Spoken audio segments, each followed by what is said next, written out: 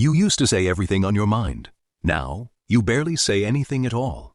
And if you've noticed people mistaking your silence for coldness, or worse, for having nothing to say, stay with me. Because the real reason is smarter than you think. People assume silence means you have nothing to add, that you're shy, distant, maybe even a little slow. Nobody stops to ask if you actually have too much to say and decided it wasn't worth saying anymore.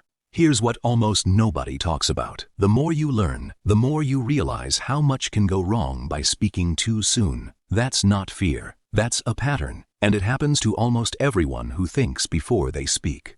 Stick around, because I'm going to break down the 5 real reasons smart people go quiet, and by the end, you'll stop apologizing for a silence that was never a weakness to begin with. Reason number 1. You've learned that not every thought needs to be spoken out loud.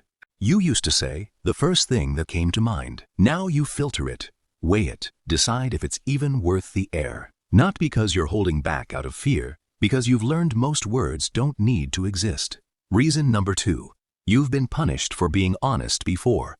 You said the true thing once. The room went cold. Someone got defensive. Someone called you harsh. So somewhere along the way, you learned that saying less means causing less damage, even when you're right. Reason number 3. You're tired of explaining yourself to people who weren't listening anyway. You've said the same thing 3 different ways, hoping someone would finally get it. And when they still don't, something in you quietly decides, I'll just keep this one to myself. Reason number 4. You've realized silence gives you information that talking never could. When you stop talking, you start noticing who's genuine, who's performing, who actually listens when you finally do speak. Silence isn't empty. It's where you quietly learn everything people never meant to show you. Reason number 5, and this is the one most people never admit, you're protecting your peace more than your image. You could argue, you could correct, you could win. But somewhere along the way, you decided that being right out loud costs more peace than it's worth. So you let it go quietly and keep your calm instead. Notice something? None of these 5 reasons are weakness. Filtering your words, learning from honesty, saving your energy, observing quietly, protecting your peace. Every single one is a sign of control, not a lack of things to say. But from the outside, this looks like arrogance, like you think you're above the conversation, like you don't care enough to engage, when really, you just stopped speaking without a reason to. In reality, it's not arrogance, it's discipline. The discipline of choosing which words are worth spending in a world that talks far more than it listens.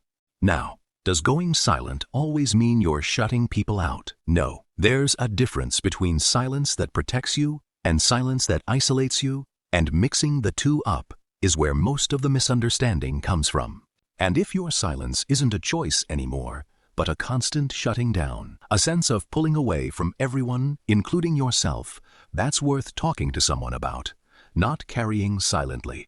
So instead of asking, why don't I talk as much anymore? Try asking a better question. Am I staying silent to protect myself or to avoid being truly known? If you related to at least 3 of these, here's what it likely means. You're not distant. You're just done wasting words on people who were never really listening in the first place. Let's be honest. This comes at a cost. You'll get called cold. You'll watch people fill silences you chose not to. You'll be misjudged by people who never once wondered why you stopped talking. But here's the trade.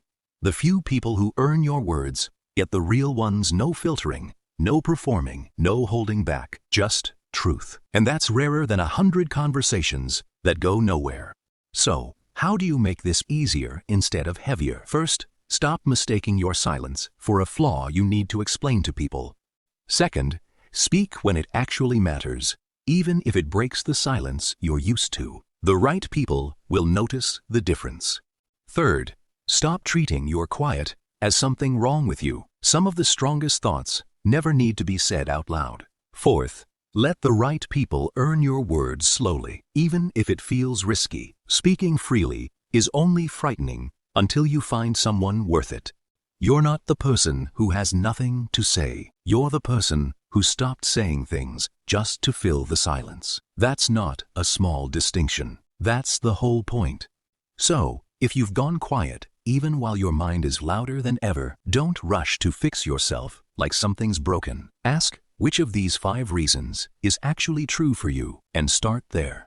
If you related to at least 3 of these, tell me which ones in the comments. And subscribe, because next week we're breaking down why the smartest people are always the last ones to ask for help.